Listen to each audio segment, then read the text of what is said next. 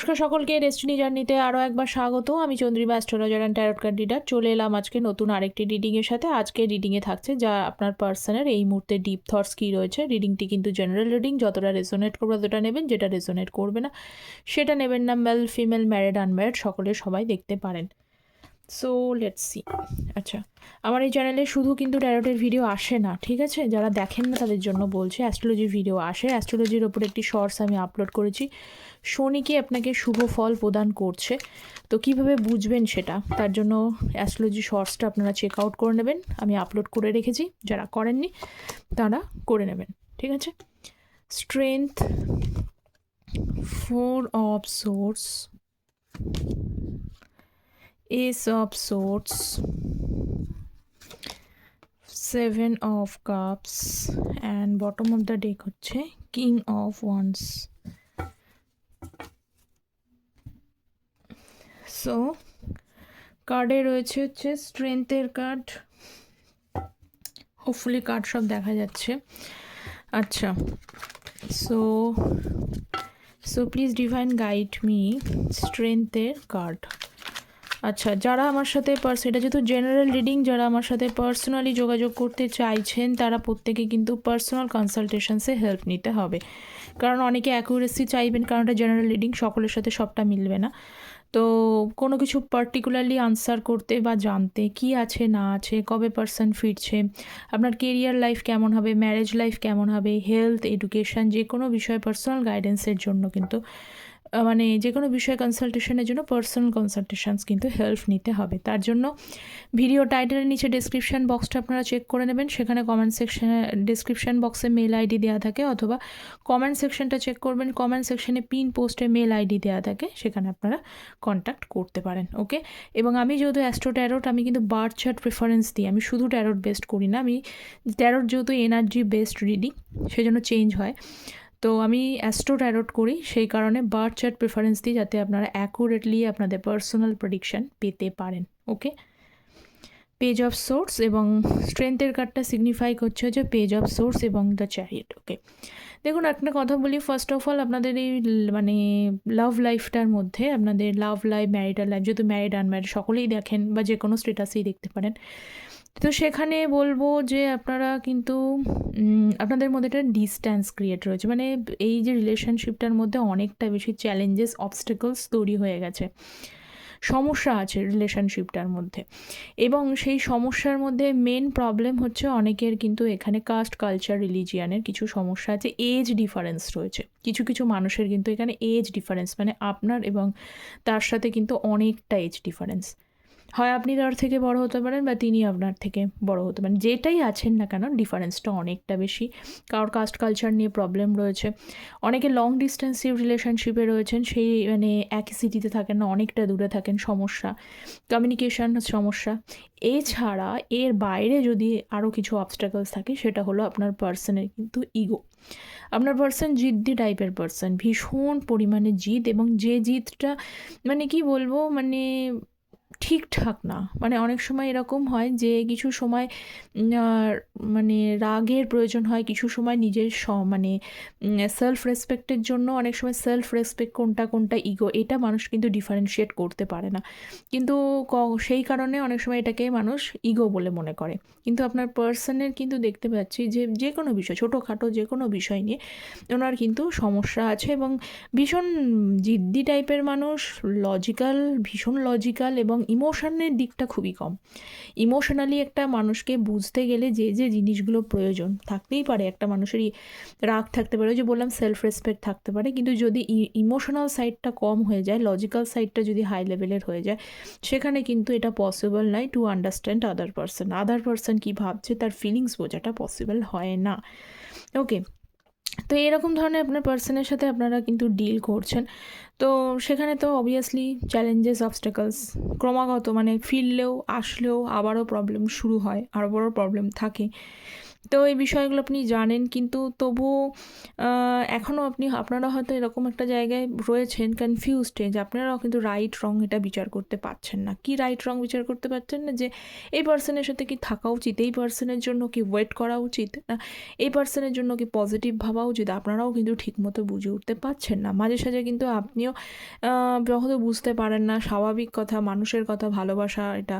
তো আপনারা পার্সনকে কিন্তু চেক করেন, স্টক করেন, দেখেন, চিন্তাভাবনা ভাবেন যে তিনি বদলালেন কি না, তিনি কি আপনার ইমোশন, তিনি কি আপনার ফিলিংস, এগুলো কিন্তু বুঝতে পারলেন কি না। এই জন্য কিন্তু অনেকেই আপনারা কিন্তু পেশেন্টলি এখনও পর্যন্ত প্রচুর পেশেন্স নিয়ে, মানে অনেকে 8-9 মাস হয়ে গেছে, অনেকের এরকমও হতে পারে যে 10-11 মাসও হয়ে গেছে, পেশেন্টলি কিন্তু আপনারা ওয়েট করে যাচ্ছেন, কিন্তু তার কোনো সঠিক দিশা হয়তো আপনারা এখনও পেয়ে ওঠেননি, বা জানেনও না কি হবে, কিন্তু ভুলতেও পারছেন না, ছাড়তেও পারছেন না।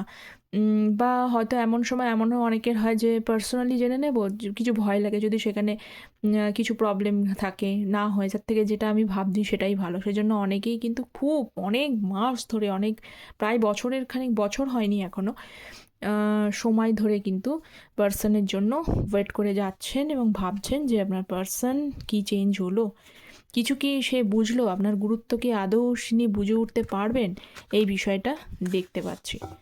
ওকে, তারপরও দেখে নেব আরও কার্ড রয়েছে।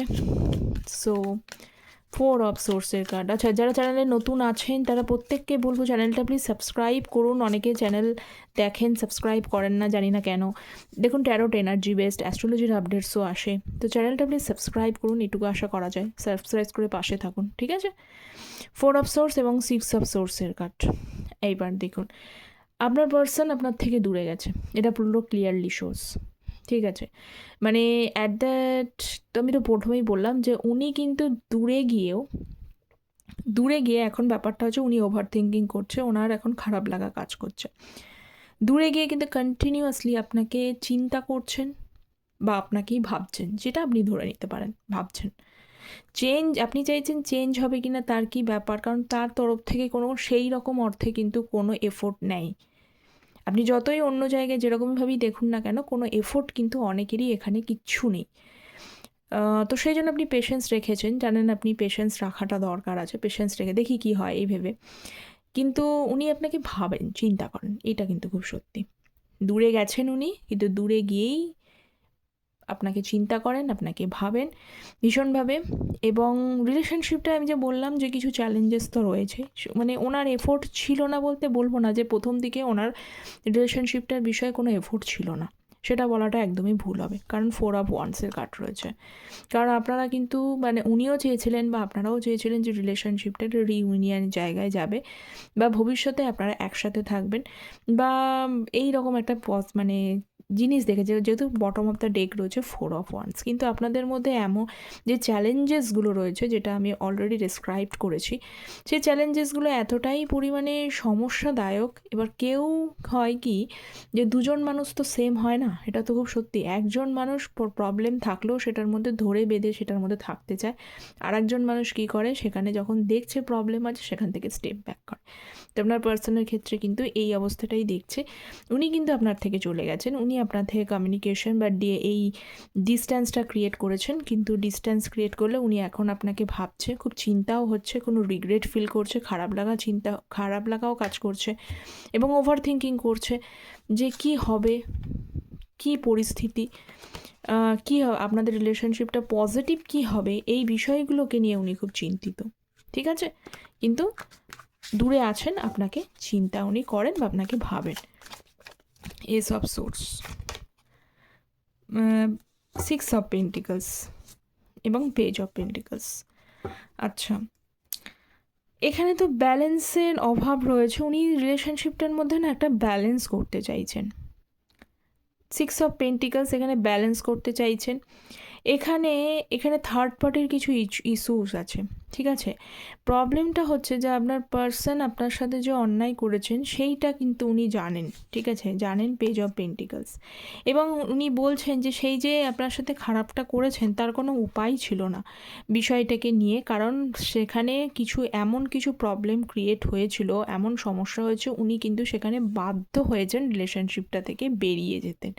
উনি এটা বলতে চাইছেন, ওনার বক্তব্য কিন্তু এইটা, ঠিক আছে? কিন্তু আপনার যে মানে কোয়ালিটিস, আপনার যে ভ্যালু, তিনি সেটা কিন্তু জানেন। আপনি আপনার কোয়ালিটি যে ভুলে গেছেন সেটা আমি বলবো না, কিন্তু এমন কিছু ওনার বক্তব্য হচ্ছে যে আপনি যে বিষয়টা নিয়ে ব্লেম করছেন, ওনাকে যেন ব্লেম না করা হয়। উনি বাধ্য হয়েছিলেন এখান থেকে বেরিয়ে যেতেন, ওনার চিন্তাটা, আমি বলছি না, এটা উনি ভাবছেন, ঠিক আছে?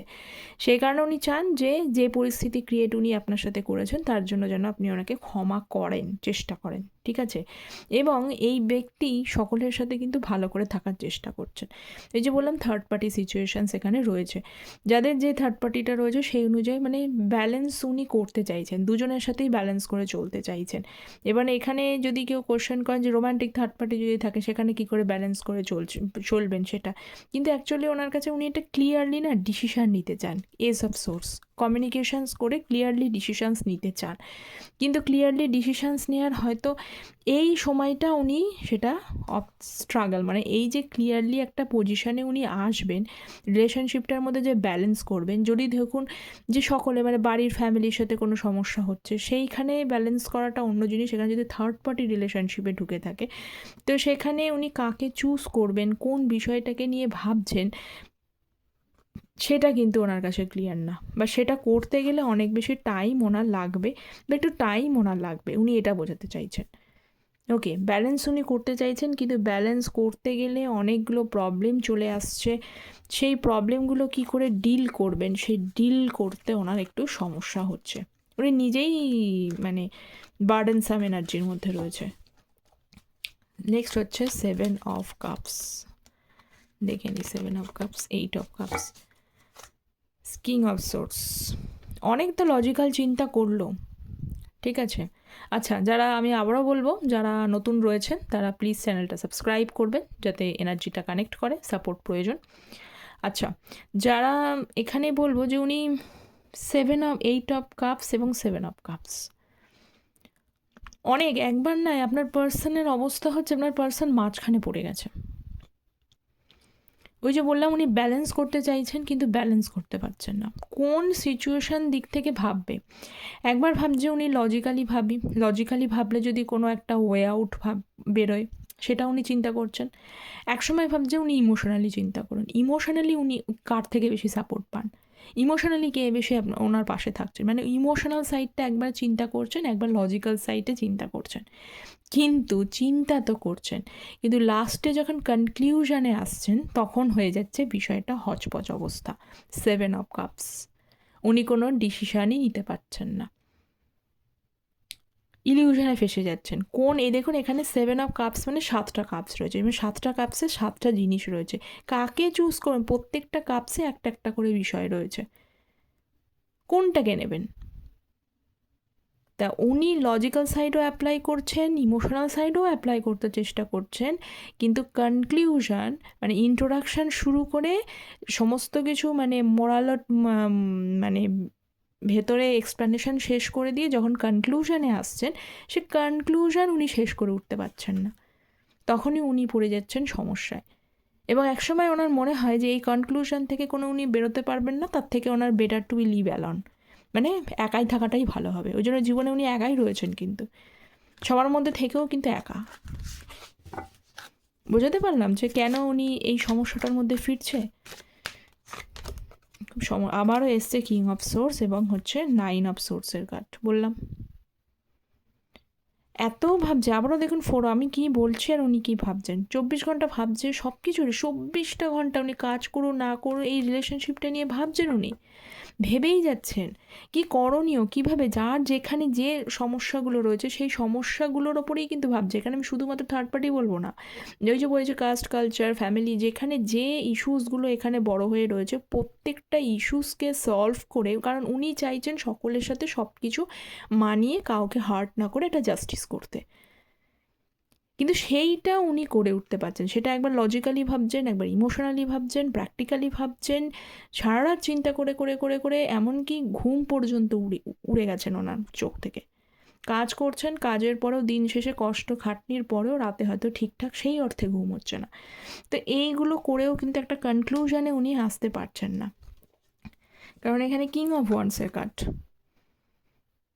ঠিক আছে, কনক্লুশনে এত অনেক সময় ভাবছেন যে জীবনে এই ব্যক্তি হয়তো অনেক বেশি লজিক্যাল, অনেক বেশি পজিটিভ মানুষ। এখানে দেখতে যাচ্ছে এই ব্যক্তি কিন্তু খুব একটা নেগেটিভ মানুষ নয়, এই ব্যক্তি যথেষ্ট পজিটিভ মানুষ।